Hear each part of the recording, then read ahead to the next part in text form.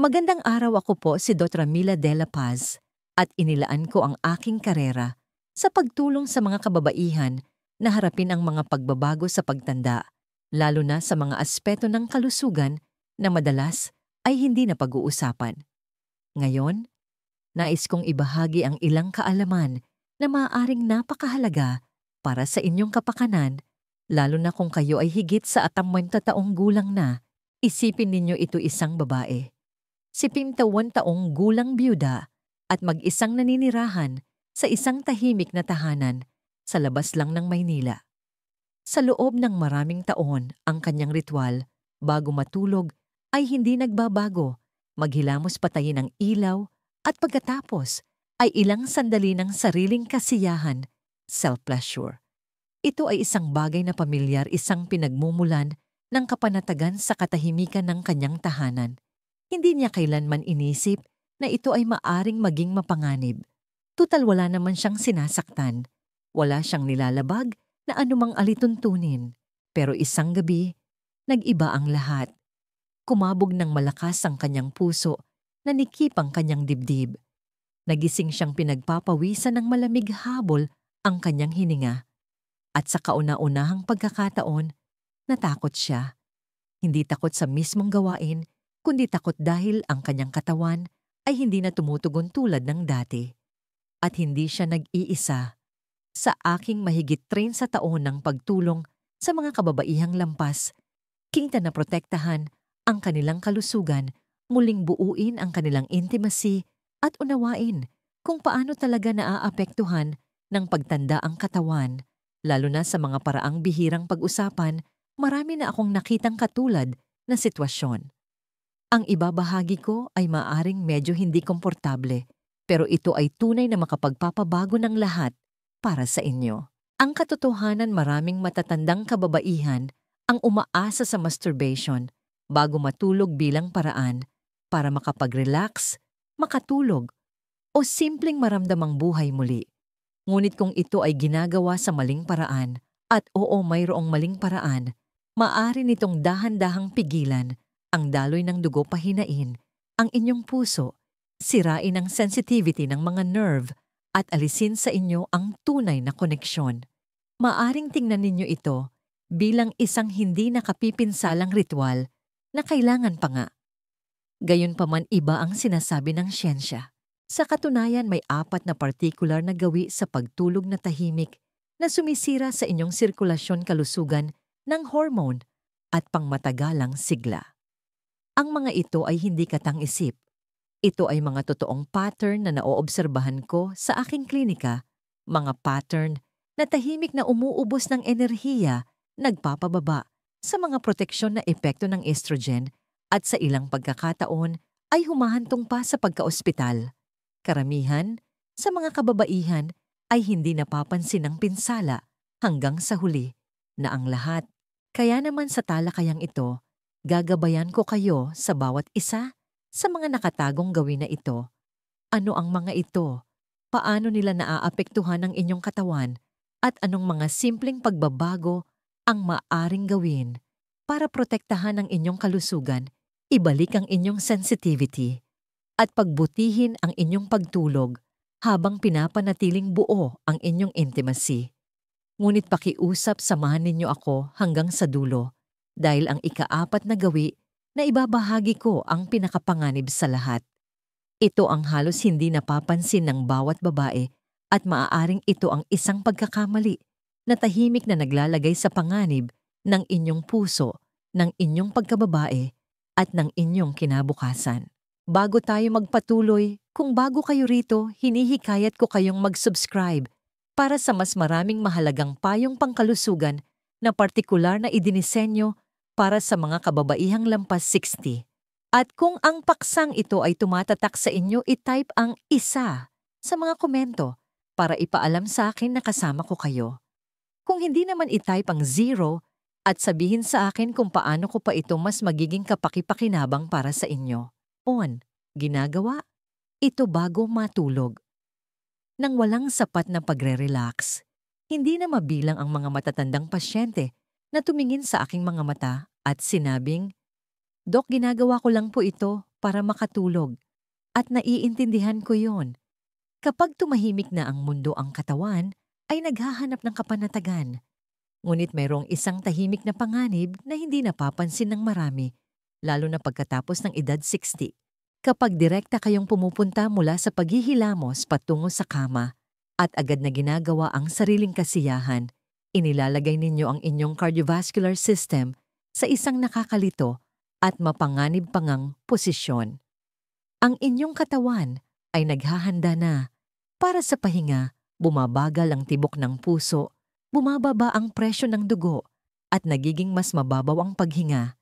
Iyan ang natural na proseso ng pagre-relax ng nervous system, ang paglipat mula sa pagiging alerto patungo sa pagbawi ng lakas. Ngunit ang masturbation lalo na sa paraan ng paggawa ng karamihan sa matatandang kababaihan ay humihila sa inyo sa kabilang direksyon.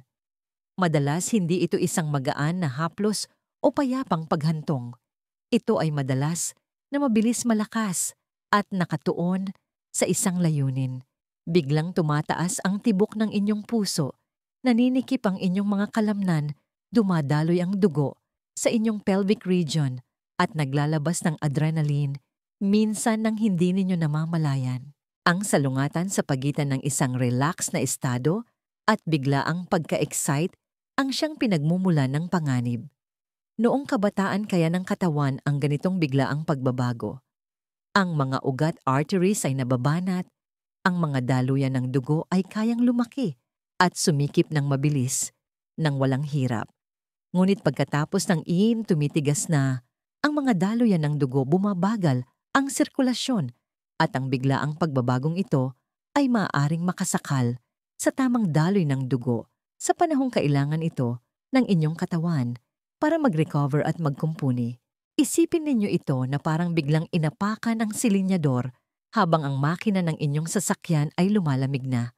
Maaaring umandar pa rin ito, pero sa paglipas ng panahon, ang ganitong uri ng gawain ay nagdudulot ng pagkasira. Sa inyong katawan ang pagkasirang iyon ay lumalabas bilang mahinang kalidad ng tulog, pagkapagod sa umaga, at sa ilang kaso, kahit na irregularidad sa puso.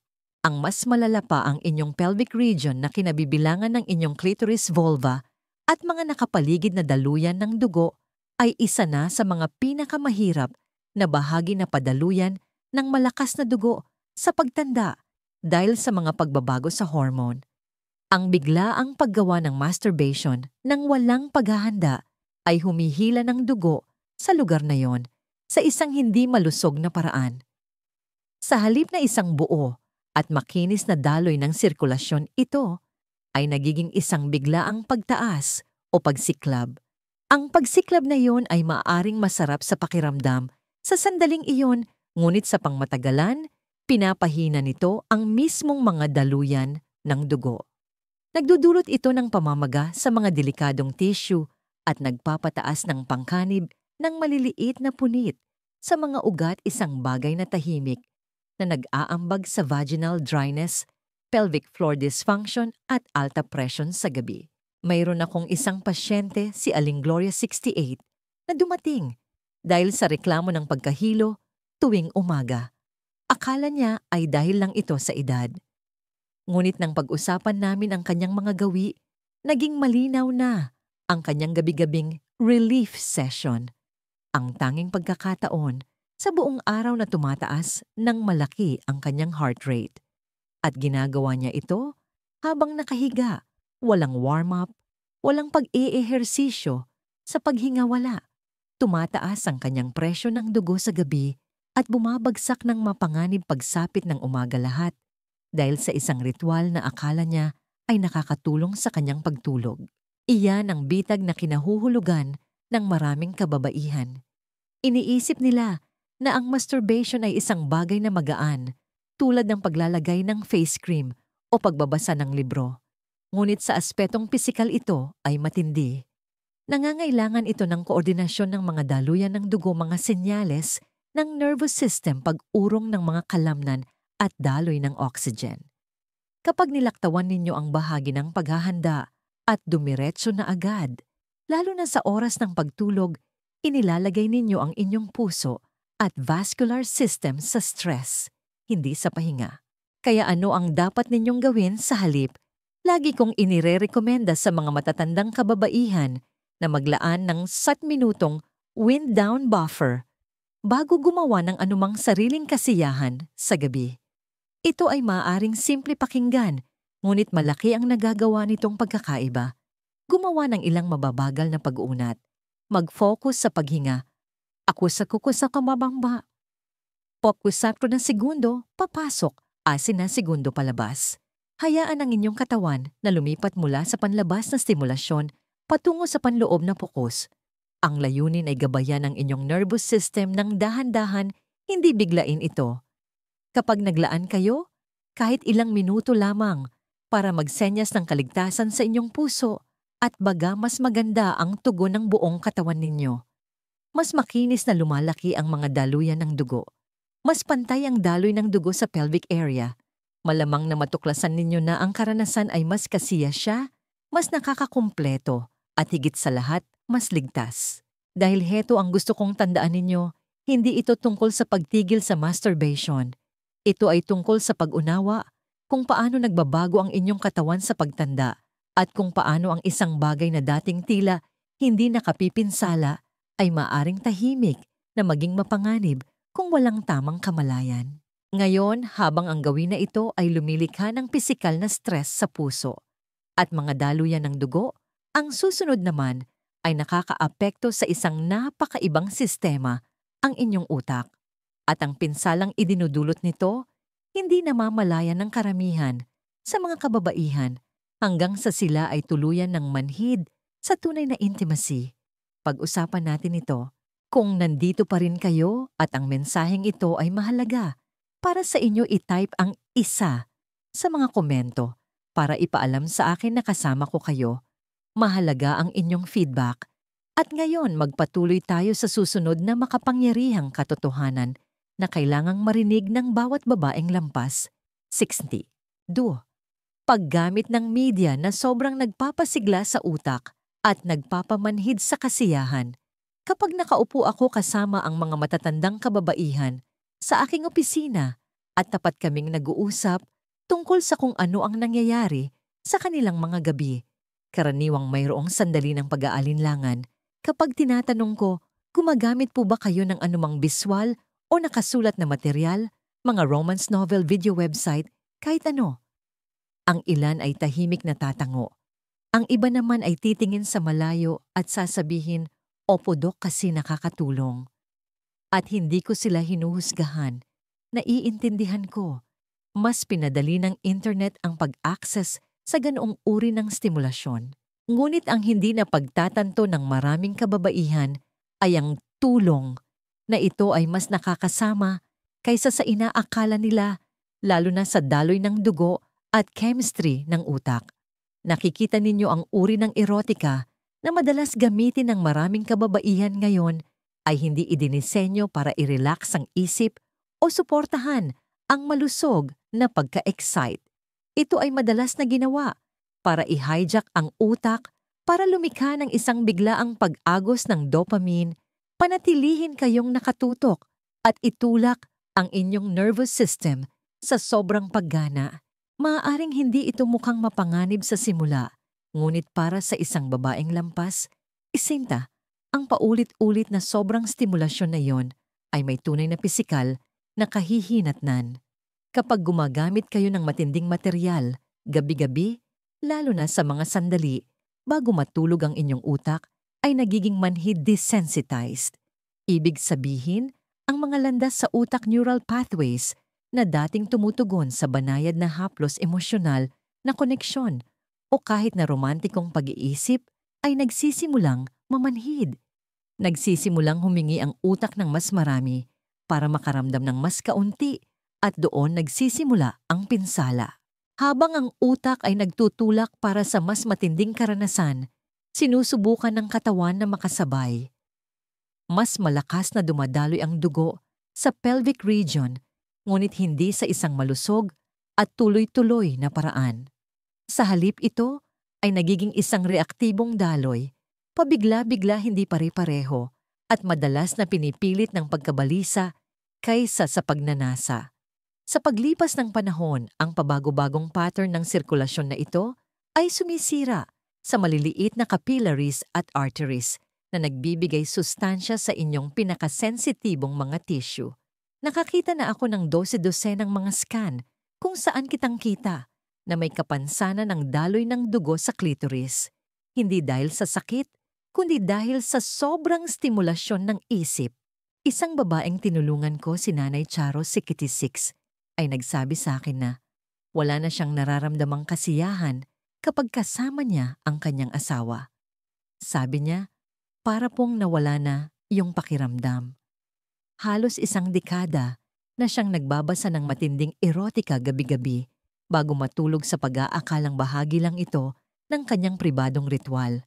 Ngunit ang nagawa nito ng tahimik at unti-unti ay binago ang kanyang utak para asahan ang matinding kwento at ihiwalay ito mula sa tunay at sensory-based na intimacy. Ang mas nakakabahala, ipinakita ng kanyang mga blood test ang mataas na antas ng cortisol, isang stress hormone na nakakasagabal sa malusog na balanse ng hormone at daloy ng dugo. Sa madaling salita, ang kanyang katawan ay nasanay na sa tensyon at sobrang karga ng isip bago matulog, kaya hindi na nito kayang lumikha ng relax at bukas na daloy ng dugo na kailangan para sa malusog na pagka-excite. Hindi siya sira, siya ay overloaded. Kapag ang utak ay palaging binobomba ng mabilis at matinding erotikong nilalaman ang parasympathetic nervous system, ang bahagi ng katawan na responsable para sa pahinga, panunaw at maayos na sirkulasyon ay napipigilan. Ang katawan ay nananatili sa isang fight or flight state kahit na nakahiga kayo at sinusubukang mag-relax.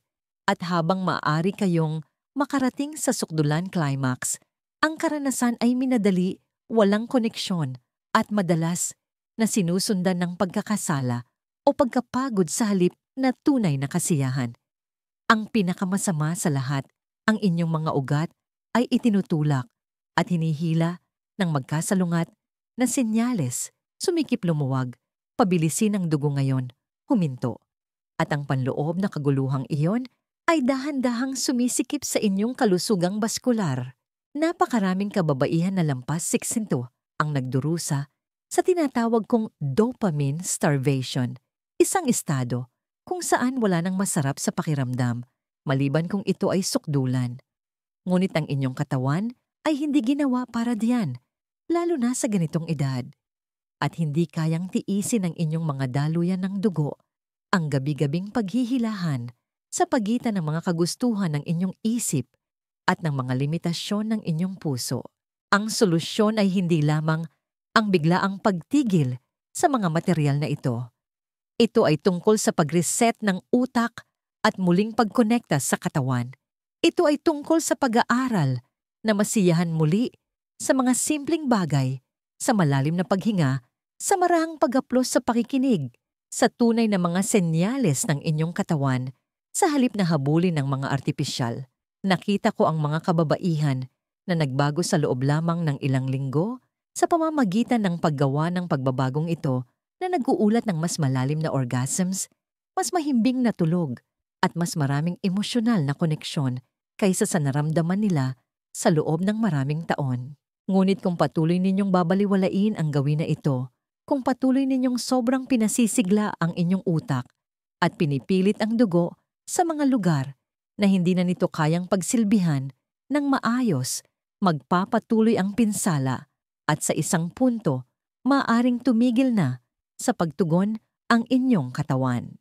Ngayon, kung ang sobrang pagpapasigla sa utak ay maaring tahimik na sumira sa inyong kakayahang makaramdam, ano ang mangyayari kapag ang sarili ninyong kamay o kahit isang paboritong laruan ang nagiging problema dahil ang susunod na gawin na pag-uusapan natin ang tungkol sa diin at pamamaraan ay maaring mas nakakasama pa sa inyong sirkulasyon kaysa sa anumang napag-usapan na natin.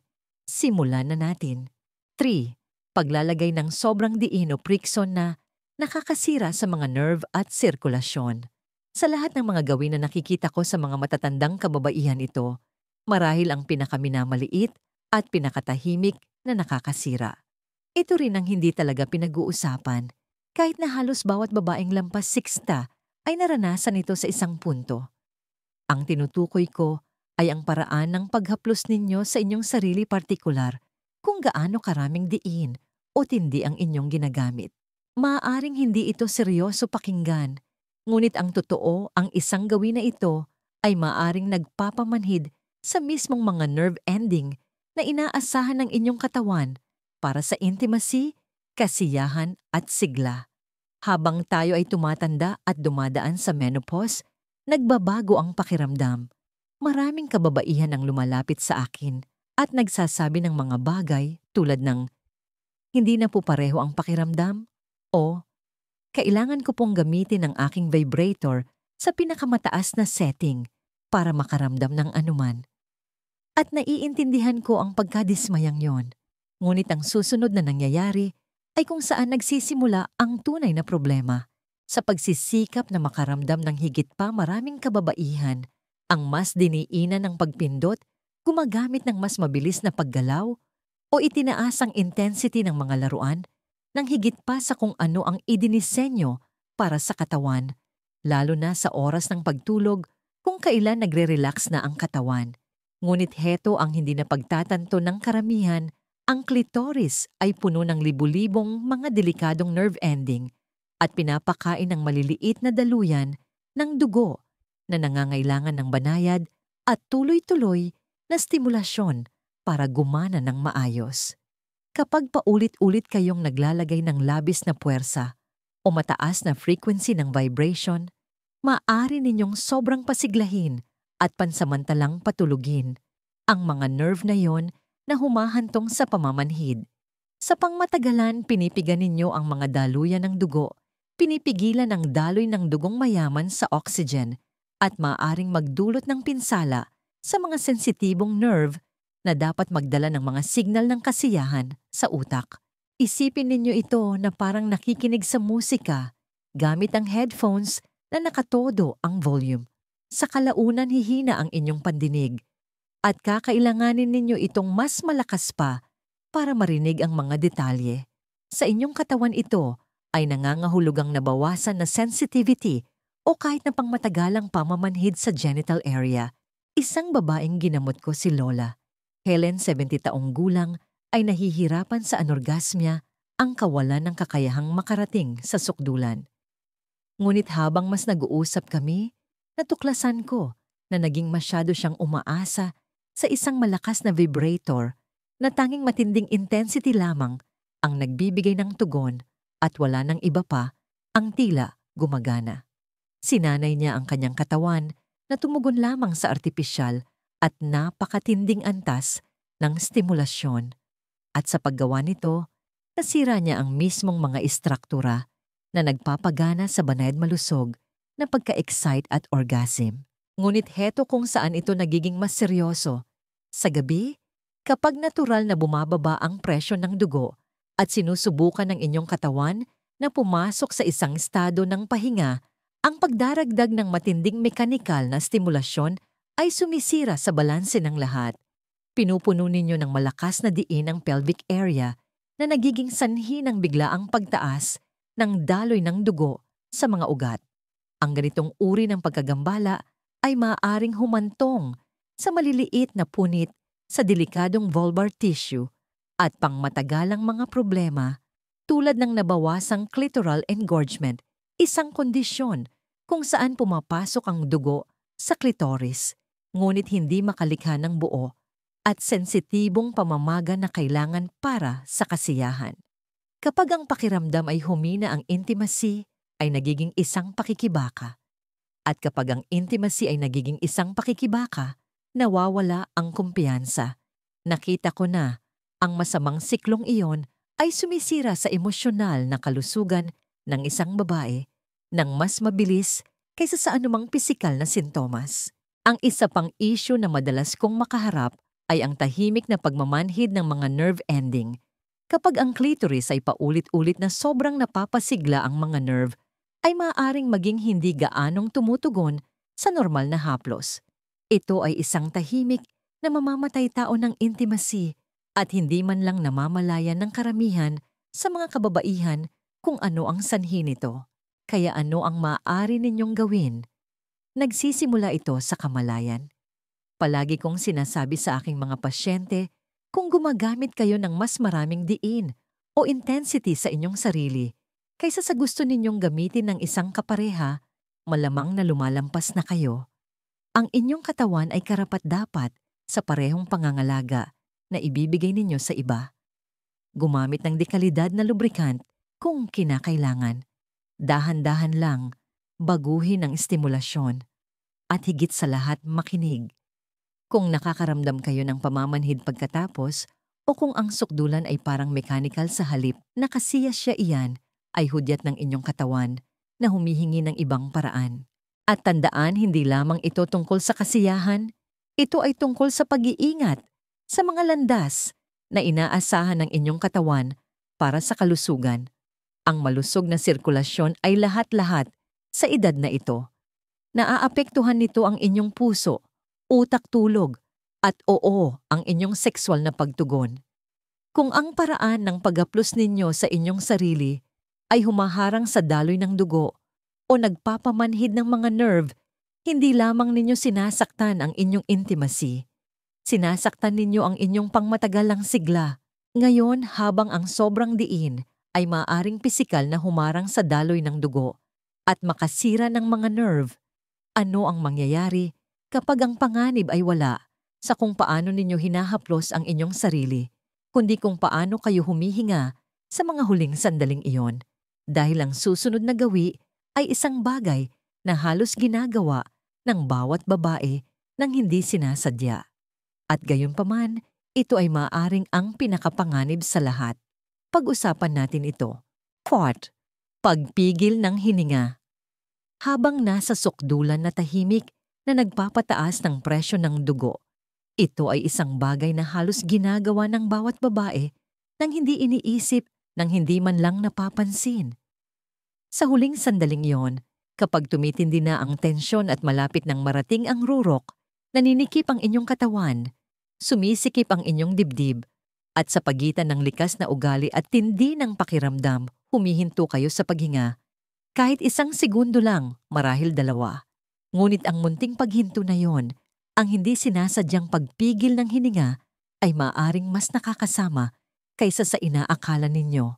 Matagal na akong nakikipag-ugnayan sa mga matatandang kababaihan para malaman na iilan lamang sa kanila ang nagsasalita tungkol dito. Hindi ito isang bagay na itinuturo sa atin na bantayan o sanayin na pamahalaan. At gayon paman, para sa mga kababaihang lampas, tiksto ang simpleng gawin na ito, isang bagay na ginagawa gabi-gabi sa likod ng mga saradong pinto ay maaaring nagpapataas ng inyong presyo ng dugo sa isang mapanganib na antas habang tahimik na ninanakawan ang inyong katawan ng malusog na sirkulasyon. Nakikita ninyo ang sukdulang climax ay isang makapangyarihang pangyayari sa katawan. Pinapagana nito ang inyong sympathetic nervous system, ang inyong fight or flight response. Umuurong ang inyong mga kalamnan, tumataas ang tibok ng inyong puso, at sumisikip ang inyong mga daluyan ng dugo habang naghahanda ang inyong katawan para sa itinuturing nitong sandali ng tindi o panganib. Iyan ay natural. Ngunit kapag idinagdag ninyo ang pagpigil ng hininga, lalo na habang nakahiga sa kama sa gabi, lumilikha kayo ng isang perpektong unos.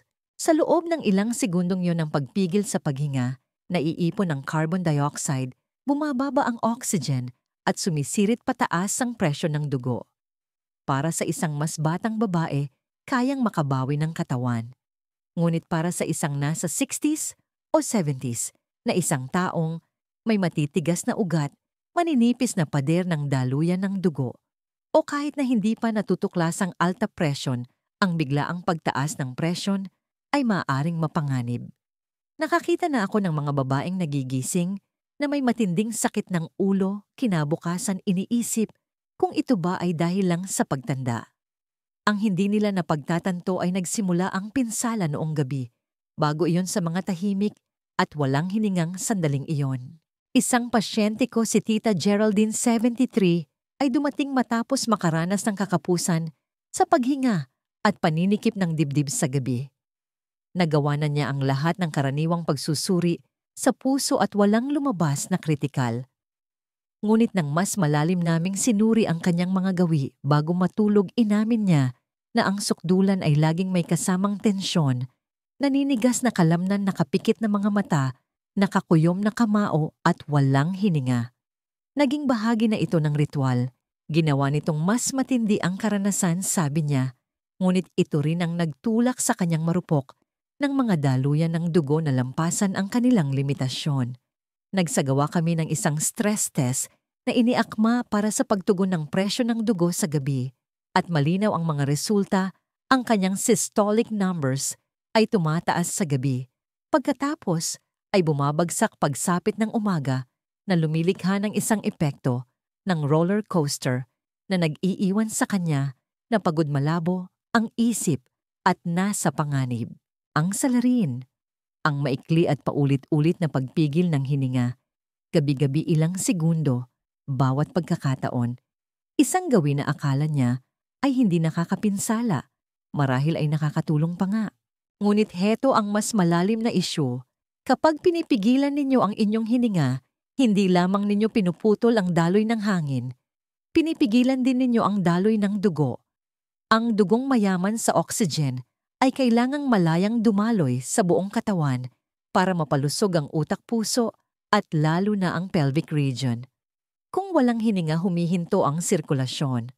Nagsisimulang maipon ang dugo na lumilikha ng presyon sa mga dati ng nahihirapang daluyan. At sa paglipas ng panahon, maaari itong humantong sa paghina ng mga pader ng ugat, nabawasang sexual na tibay, at sa mas malubhang kaso, pinsala sa mga ugat o mga problema sa puso. Ang hininga ay buhay, at habang nasa sariling kasiyahan, lalo na sa gabi, ito dapat ang inyong angkla, hindi ang inyong biktima. Kaya ano ang solusyon? Hindi ito komplikado, ngunit nangangailangan ito ng kamalayan. Sa susunod na maramdaman ninyong malapit na kayo sa sukdulan, huwag manigas, huwag maghanda. Huminga ng malalim at tuloy-tuloy. Panatilihing dumadaloy ang inyong hininga kahit sa kasukdulan. Sa simula, maaaring kakaiba ang pakiramdam, hindi gaanong matindi, marahil ay hindi pamilyar. Ngunit iyon ay dahil lamang natututo ang inyong katawan ng isang bago at mas malusog na ritmo, isang ritmo na nagpoprotekta sa inyong puso, nagpapabuti sa sirkulasyon at nagpapanatili sa inyo sa kasalukuyang sandali. Mayroon akong mga pasyenteng bumalik makalipas ang ilang linggo at sinabing, ang simpleng pagbabagong iyon, ang pananatiling konektado sa kanilang hininga, ay nagbago ng buong karanasan. Ito ay naging mas payapa, mas kasiya siya, at higit na napapanatili. Ngunit kung patuloy ninyong babaliwalain ang gawin na ito, kung patuloy kayong maninigas at pipigil gabi-gabi, sinasanay ninyo ang inyong katawan na tumugon ng may stress, hindi ng may lambot. Tinuturuan ninyo ang inyong mga daluyan ng dugo na sumikip sa ilalim ng presyon sa halip na lumawak sa pagre-relax. At sa paglipas ng panahon, ang aral na yon ay nagiging inyong default, isang default na umuubos ng sigla, lumalabo sa inyong kalinawan at naglalapit sa inyo sa malalang kondisyon. Ngayon, napag-usapan na natin ang 4 na gawi. Bawat isa ay tila maliit, halos hindi nakikita ng mag-isa. Ngunit ano ang mangyayari kapag inuulit ninyo ang mga ito gabi-gabi sa loob ng ilang buwan o kahit taon? Ang pinsala ay hindi lumalabas ng sabay-sabay. Ito ay naiipon bawat tahimik na patong. At iyan mismo ang kailangan nating pag-usapan sa susunod, ang nakatagong halaga na naiipon sa paglipas ng panahon at kung paano nito tahimik na hinuhubog ang paraan ng inyong pagtanda. B. Ang tahimik na pag-iipon ng pinsala. Karamihan sa mga kababaihang lampas 60 ay hindi ito napapansin. Hindi sila nagigising isang araw na may bigla ang realisasyon na may mali. Mas tahimik ito kaysa doon mas banayad. Ito ang dahan-dahang pagkawalan ng enerhiya, ang bahagyang pagbaba ng sigla sa umaga, ang mas madalang na paggising ng pagnanasa, ang paraan kung paano ang isang dating madaling orgasm ay mas matagal nang dumarating o hindi na kasing tindi ng dati. Hindi ito parang isang krisis. Ito ay parang pagtanda lang. Ngunit paano kung sabihin ko sa inyo na hindi lamang ito dahil sa edad? Sa paglipas ng mga taon nakausap ko ang daan-daang matatandang kababaihan, mga babaeng akala ay ginagawa nila ang lahat ng tama. Kumakain sila ng maayos na nanatiling aktibo, umiinom ng kanilang mga suplemento at nagpapa-check up. At gayon pa man, nararamdaman pa rin nila na mayroong nawawala isang bagay na tahimik, isang bagay na hindi nila lubos maipaliwanag. Ang isang bagay na yon ay madalas na resulta ng mga gawi na akala nila ay hindi nakakapinsala.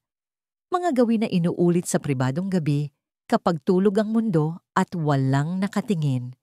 Ang masturbation kapag ginawa ng walang kamalayan, ng walang pag-iingat, ay maaaring tahimik na kumitil sa mismong mga sistema na inaasahan ninyo para sa kalusugan, koneksyon at kumpiyansa.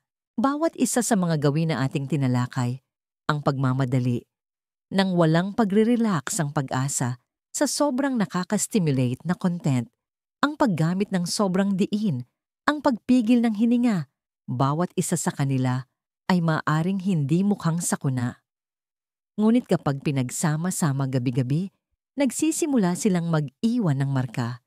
Hindi isang marka na makikita ninyo kaagad, ngunit isang nagpapakita sa tekstura ng inyong balat, sa kulay ng inyong mga umaga, sa kadalian o hirap ng inyong pinakapribadong mga sandali. Nakakita na ako ng mga kababaihan sa kanilang huling 60s at unang 70s na ang sirkulasyon sa pelvic region ay bumaba ng malaki, hindi dahil sa sakit, kundi dahil sa mga pattern ng pag-uugali na hindi nila namamalayan na laban sa kanila. Nakakita na ako ng mga kababaihan na ang sensitivity ay humina hanggang sa punto na hindi na nila maramdaman ang pagka-excite ng walang matinding stimulasyon. At marahil, ang pinakanakakadurog ng puso, nakakita ako ng mga kababaihan na tuluyang umiwas sa intimacy, hindi dahil sa tumigil na silang magnasa, kundi dahil hindi na sila naniniwala na kaya pa ito ng kanilang mga katawan. Iyan ang ginagawa ng mabagal at tahimik na pinsalang ito. Hindi ito sumisigaw, ito ay bumubulong. Sinasabi nito sa inyo na tumatanda ka lang, na ganito lang talaga ang nangyayari, na wala nang magagawa.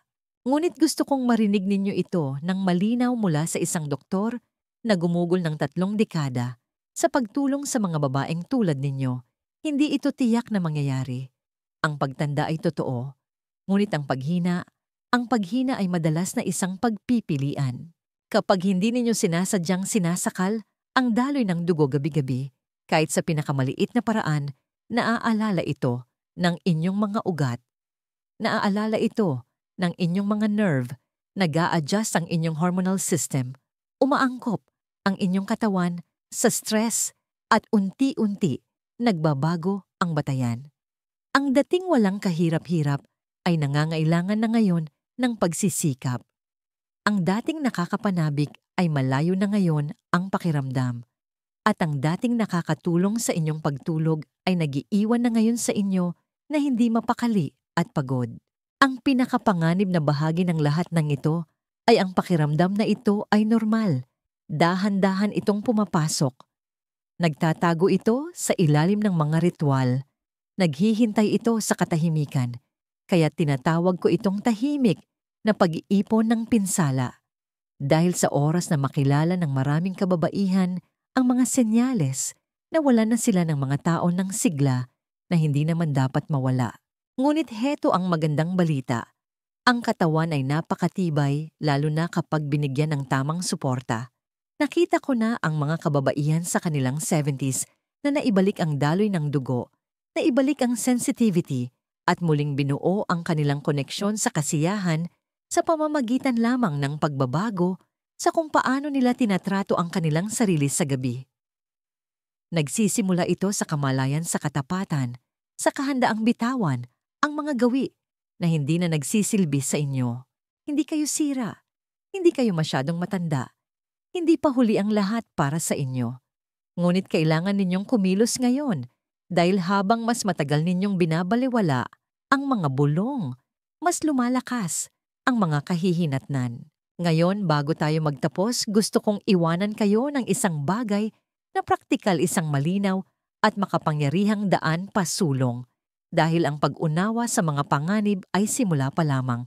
Ang pinakamahalaga ay kung ano ang susunod ninyong gagawin. Sa huling bahaging ito, ibabahagi ko ang payo na ibinibigay ko sa bawat pasyenteng pumapasok sa aking opisina, mga simpleng hakbang na maaari ninyong simulan ngayong gabi para protektahan ang inyong puso, ibalik ang inyong intimacy at maramdamang muli na kayo ay kayo. Tapusin natin ito sa tamang paraan. Pangwakas na kaisipan, isang mas mabuting daan. Pasulong naglakad ako kasama ang daan-daang kababaihan na nagdala ng tahimik na kahihiyan, nakatagong pagkadismaya o tahimik na pagkalito tungkol sa kung ano ang nangyayari sa kanilang mga katawan. At masasabi ko sa inyo ito, ang pinagdadaanan ninyo ay mas karaniwan kaysa sa inaakala ninyo. Ngunit ito rin ay mas naayos kaysa sa pinaniniwalaan ng karamihan. Ang totoo, karamihan sa mga pinsalang na pag-usapan natin ay hindi nangyayari sa isang araw.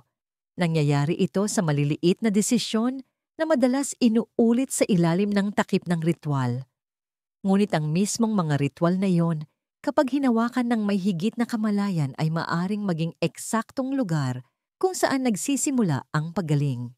Huminga tayo ng malalim at tingnan natin kung ano ang ating natuklasan ng magkasama.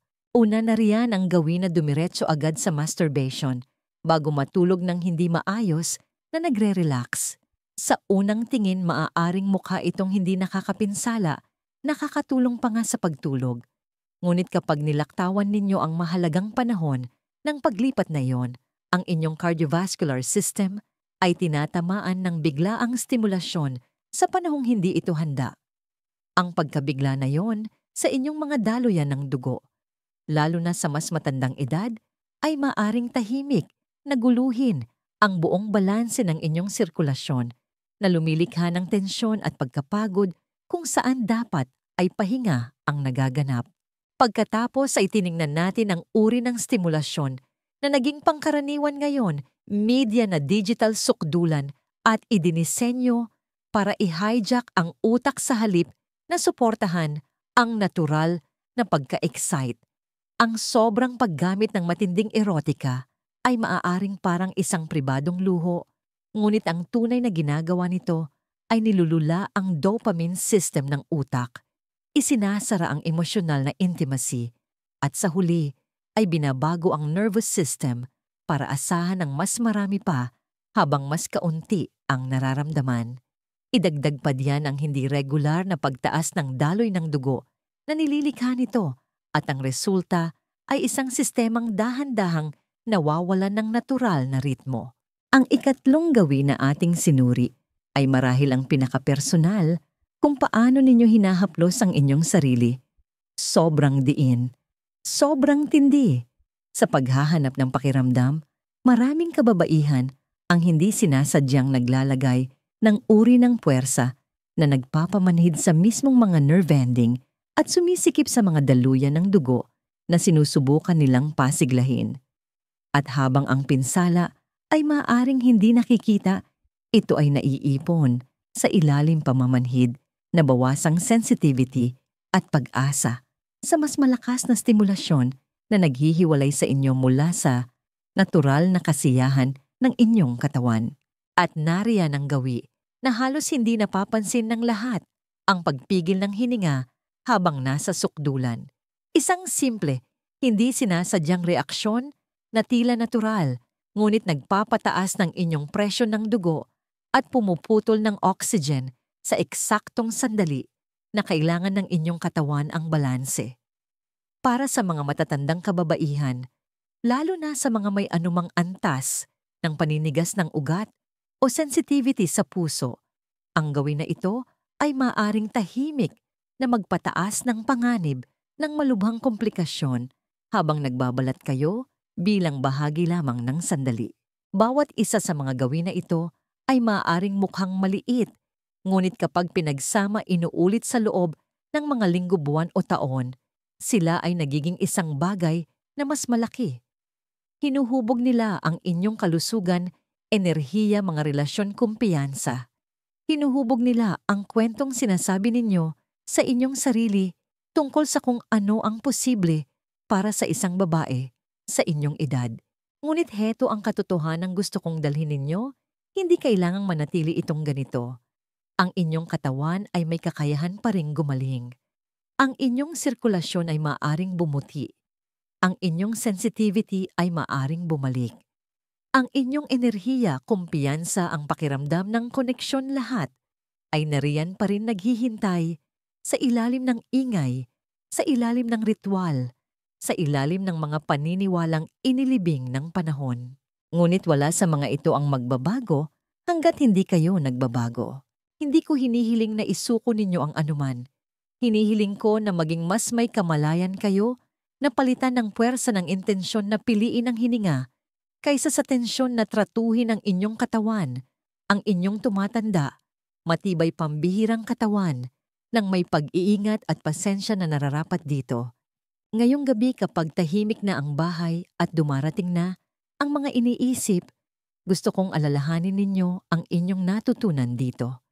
Tanungin ang inyong sarili, iginagalang ko ba ang aking katawan o minamadali ko ito? Nagdaragdag ba ako sa aking kalusugan o dahan-dahan ko itong inuubos? Kahit isang maingat na pagbabago ay maaaring magsimulang ayusin ang mga tao ng tahimik na pinsala. Iyan ang kapangyarihang hawak ninyo. Oo, kahit ngayon, sinabihan kayo na ang paghina ay tiyak na ang kasiyahan ay kumukupas na, ang sigla ay nababawasan. Ngunit narito ako para sabihin sa inyo ang totoo. Ang paghina ay madalas na resulta ng paulit-ulit na gawain, ng walang pagninilay. Mayroon kayong pagkakataon na putulin ang pattern na yun ngayon din. Isang huling aral at ang inyong daan. Pasulong. Ang pinakamahalagang aral na natutunan ko bilang isang doktor at bilang isang kapwa manlalakbay sa buhay ay ito, ang kamalayan ng unang hakbang sa pagbabago at ang tuloy-tuloy maliliit at maingat na pagkilos ang pundasyon ng pangmatagalang kalusugan at sigla, anuman ang inyong edad. Ang inyong katawan ay may hindi kapani-paniwalang kakayahan para sa paggaling at pag-angkop, ngunit kailangan nito ang inyong sinasadyang pakikipagtulungan. Huwag maliitin ang kapangyarihan ng banayad at tuloy-tuloy na pangangalaga, lalo na sa mga pribadong sandaling iyon. Kung mayroon man sa talakayang ito na nagsalita sa inyo, kung nakita ninyo ang inyong sarili, kahit sa isa lamang sa mga gawin na ito, i-type ang isa sa mga komento para malaman kong nandito kayo at natagpuan ng mensaheng ito ang daan nito. Kung mayroon kayong mga tanong o kaisipan, pakiusap, huwag mag-atubiling ibahagi. Ito ay isang ligtas na espasyo para matuto at lumago. Magkasama tayo rito. Hinihikayat ko kayong mag-subscribe para sa higit pang mga kaalaman sa pag-navigate sa inyong kalusugan ng may lakas at kalinawan. Hindi ito ang katapusan. Ito ay simula pa lamang ng isang mas may kaalamang diskarte sa inyong kapakanan. Sa mga susunod na talakayan, ipapakita ko sa inyo ang iba pang simpleng gawi na makakatulong na baligtarin ang ilan sa mga pinsalang na pag-usapan natin ngayon, simula sa sirkulasyon at magtatapos sa isang bagay na mas malalim pa, kumpiyansa. Dahil ang inyong kalusugan ay hindi lamang tungkol sa daloy ng dugo. Ito ay tungkol sa kalayaan. At karapat-dapat kayo diyan sa bawat edad.